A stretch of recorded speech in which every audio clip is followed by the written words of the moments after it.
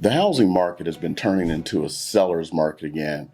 And today what we're going to be doing is covering the 15 ways to get your offer accepted in today's housing market. Now that the market has shifted into what I would call a balanced plus market, meaning that it's favoring sellers overall right now, but there still is chance for buyers. Each of these methods presented in this video are simply tools in our tool belt. We'll evaluate each home we're looking at, making an offer on, and choosing which tools to use to win the bid on that home. Hoorah! Thanks for checking out the channel. I'm Eric Hudson with Keller Williams Realty here in Las Vegas and retired Air Force officer. My team and I get calls, texts, and emails every day from people just like you looking to make a move to Las Vegas. And hey, we love it. We will work our butts off days, nights, and weekends to make sure that you're happy. It doesn't matter. We got your back. We put out videos every week teaching you everything you need to know about living, working, and playing in our beautiful Sin City, aka Las Vegas. So subscribe below, hit that bell icon for notifications so you'll be the first to know when we have a new video out teaching you everything you know about living in Las Vegas. So let's start going into it, and let's look at number one. The first way to get our offer accepted in a hot seller's market is to make an offer non-contingent on the sale of a home. A contingency allows you to back out of a home contract and get your initial deposit back. If you own a home already and are needing to sell that home first to buy this new home, the replacement home, in a strong seller's market, it will be nearly impossible to get an offer accepted with a contingency like that. Basically, you cannot make an offer contingent on selling your home in a hot market. If your home is in escrow and you're closing very soon and you still want to throw a contingent out there, potentially that could work, but otherwise it's just not being accepted in today's hot market here in Las Vegas. So make sure you're prepared for that, and there are a few ways to overcome that. One way is to sell your house first and then move into a short-term rental or Airbnb temporarily. Or we can negotiate a rent back with the buyers of your home, which could be a paid rent, or sometimes they'll lease it back to you for free, or a combination of paid and free. This will allow you to stay in your home while finding your replacement home. Another great way to overcome this, though, is a home trade-in program that we offer through some of our partners. This allows you to actually buy your replacement home first using the equity from your existing home, move into it, and then sell that home. If you're interested in that, just give us a call and we can help out. The second thing to do is turn yourself into a cash buyer. The way this works is assuming you're financing the purchase of your home and you're concerned about getting beat out by cash offers. There are programs that I have access to that could turn you into a cash buyer. Now, of course, this comes with a fee, but at least now you can make a cash offer on the home and then turn around and get the financing through that company. Now, the third thing to do is to remove or reduce your appraisal contingency. The appraisal occurs when you're getting a loan on a home. The lender will order an appraisal and they will evaluate the value of the home to make sure that they are not lending too much on the home. Well, in today's market, it's very common for homes to sell well over asking price. And so sellers are concerned that the home may not appraise for that value that you're offering at. So be prepared for doing one of two things. The first is to reduce the appraisal contingency timeline. So let's say the standard timeline is going to be 21 days. You want to get down closer to 10 or 12 days. The second thing is to remove that appraisal contingency entirely, meaning you're willing to come up with the cash to cover the difference between what the home appraises at and what you're buying it for. So that can be difficult for a lot of people, but there is certainly a way to get your offer accepted. In fact, in the bad old days, most offers were not even accepted unless they had an appraisal contingency removed, or at least some gap coverage in place. In a backhanded way because of interest rates, you don't have to worry about that anymore for now. The fourth thing to do is to remove or reduce your loan contingency. So again, the standard loan contingency is about 21 to 24 days. You definitely want to get down to at least 21 days. And if you can, 12 or 14. Check with your lender. Some of the lenders that I work with, this can be done. So it's going to put you into a much stronger position. So the shorter the loan contingency, the better. Going back to the appraisal contingency, reducing the contingency period gives the seller more assurances that you're going to close on the home quickly, and that you're actually going to be able to do it. They know within 10 to 14 days that you're going to be able to purchase the home. This is why we're reducing the loan contingencies. The other option is to remove the loan contingency entirely if the lender is giving you fully underwritten pre-approval and they feel fully confident that you're able to close on the loan. Then you can go ahead and remove the loan contingency if you feel comfortable doing that now. But some of the lenders that I work with can give you fully underwritten pre-approvals so that you can be confident that you can absolutely close on that home. That can certainly be a winning strategy because that alleviates the fear that the seller may have with you being able to actually obtain financing and helps you compete against cash offers. The fifth way is to reduce the inspection contingencies. Now, I would never recommend that you waive your inspection entirely. You can always want to go out there and get a home inspection, evaluate the home, and find out what the underlying issues are, because you may not be aware of what's really going on. Little issues like the foundations or other little problems with major systems that you just can't see. You always want to know what you're getting into, but you want to make that as short a period as possible, typically 5 to 10 days, so we can get through it quickly, move on to the loan contingency and the appraisal contingencies, and close on your new home. The sixth way is to provide a rent back to the seller. This may be a combination of free or paid rent back. Now, you can't go over 60 days unless you're coming in with a cash offer.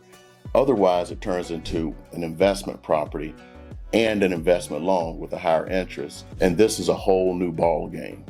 Typically, what you want to do is keep it under 60 days. So it might be 2 weeks of free rent back or a month of free rent back, and then maybe in a couple of weeks, a paid rent back or some combination thereof to give the seller time for them to move out and own their next home, and it kind of makes your offer a little bit stronger. The seventh thing is to make sure that your agent is calling the listing agent and building rapport and finding out what is truly important to the seller. Is it a reduced escrow? Is it a paid rent back? What is it that is important to them? Is it simply the highest price? And continue to build that rapport so that you know what you need to do when you submit your offer, so that they know that you're serious. And to know that you're serious, your agent needs to be a super communicator, and they know what is going on to make that process as smooth as possible for everyone to get the job done. That's always the most important thing at the end of the day, to get the deal done for both parties. The eighth way to get your offer accepted is to reduce the escrow timeline. So typically an escrow is going to be about 30 days. Oftentimes the seller wants to get their money sooner. So you may want to go for 21 days or even 17 days if you're going cash, maybe 10 days, 14 days. And this can come back in the combination with the rent back. You get them their money sooner, say 17 or 21 days, you close escrow, they know the deal is done, they got their money, and you give them a rent back so they have time to move out. That could be a fantastic combination to get your offer accepted. The ninth way is going to be something you may not want to hear, but it's to be prepared to submit a price that's over the list price. Fortunately, right now, there is nowhere near as bad as it was last year before the market changed. In a hot seller's market, it's super common for the list price just to be the opening bid price. Be prepared on a single family house to be paying 10, 25, 50 over list. Now, again, that's be prepared. Right now, this is not happening in this market. A little over a year ago, 50,000 was not uncommon. In this market, some markets it was $250,000, so be lucky. Just be prepared to pay over list price, especially when you're competing with multiple offers. If there are more offers, the higher the prices tend to go. So also remember, the more desirable that house is to you, the more desirable it is to other people. The 10th way is to submit with an escalation clause. So this is where you make an offer on a home. Let's say the home is $400,000. You come up with an offer of $405,000. You know there's other bids out there. You get countered in a multiple counter situation. You come back with an escalation clause. You say, I'm willing to go to $405,000, but only if you can verify and prove to me that there are other offers above my $405,000 offer price. So let's say someone's come in at $400,000 and you have submitted a escalation clause of $405,000. Say you're willing to beat any other offer by $5,000. Well, 400,000, extra 5, there's your 405. So it's a way to come in with a slightly stronger offer. Biggest thing to make sure is get verification of the other offers. Some people may not want to submit those to you. Main reason being, there were no other offers. There's a lot of tricks out there. The 11th way is to purchase the property as is. It's kind of like the one where with no inspection contingency. Now, any purchase is technically as is. However, you always have that home inspection that you can negotiate on the back end. But be prepared. In general, you're not going to get a whole lot of extra stuff if you've already negotiated for repairs because you said you're going to do it as is. Today's hot sellers market, you're not going to get a lot. And I'm very good at getting my clients as much as I possibly can, more than most people will get, even some credits for the repairs and everything. But be prepared that sometimes you're not going to get it. So sometimes you could just go in and say, hey, I'm willing to purchase this as is, but I'm guaranteeing I'm not going to ask you a dime, anything from the home inspection. Now, if you find something that's really bad, really costly, your recourse is simply to walk away. So yeah, you can do that with any property. The 12th way is submit a non-refundable earnest money deposit. Now, this one can hurt. Now, the earnest money deposit, also known as EMD, is typically 1 to 3% of the purchase price. You put this up front and it secures the contract.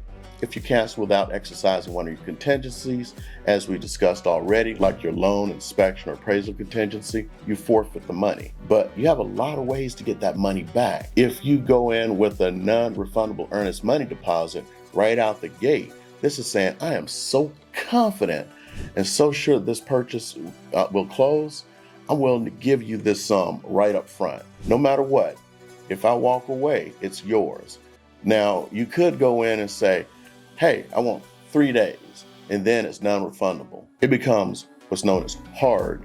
It's what we call hard earnest money deposit. So it gives you a little bit of time to have some second thoughts once you get an offer accepted. And then when it becomes hard EMD, you'll forfeit it if you walk away. So what that means, if you bought an $800,000 house and you put 2% down in EMD for $16,000, you say, I'm willing to make this non-refundable. The seller's basically guaranteed they're going to make $16,000 whether you purchase the house or not. If you walk away, they get the money. But it can be a really good way to get your offer accepted if it is a really competitive situation. Now, kind of speaking on the same thing, in some states on the East Coast, like in the Carolinas, they actually have what's called walkaway money, which is very similar. So you have the EMD and you have walkaway money that's supposed to be submitted with every offer.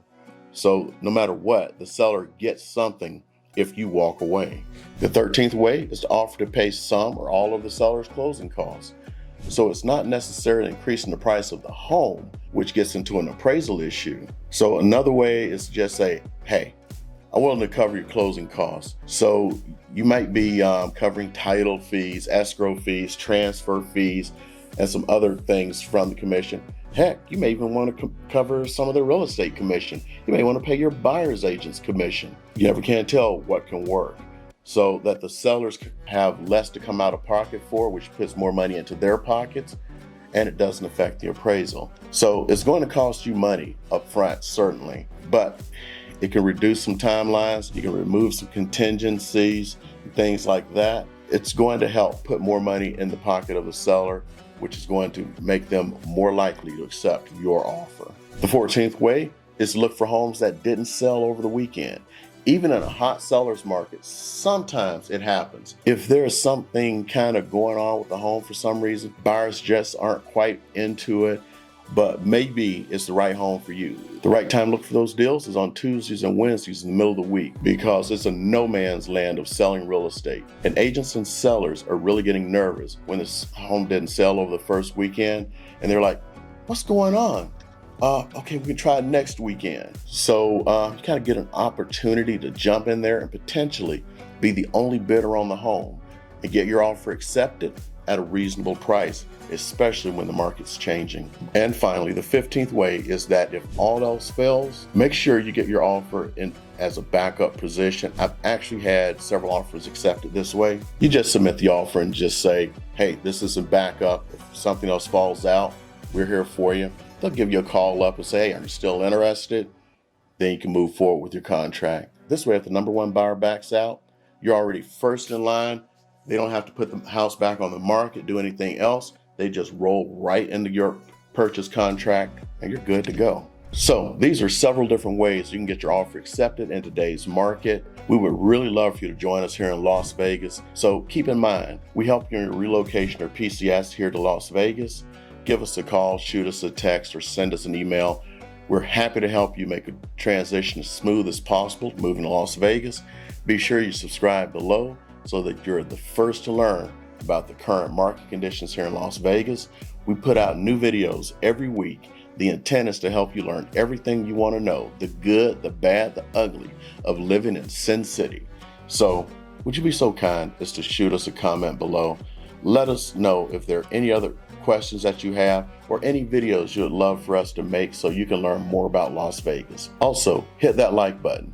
It's what helps the YouTube algorithm put our information and content to folks just like you looking to make that move to Las Vegas, or those of you living in Las Vegas looking to make that move up to home ownership. It helps a lot. All right, that's it for the day, and we'll keep the lights on for you.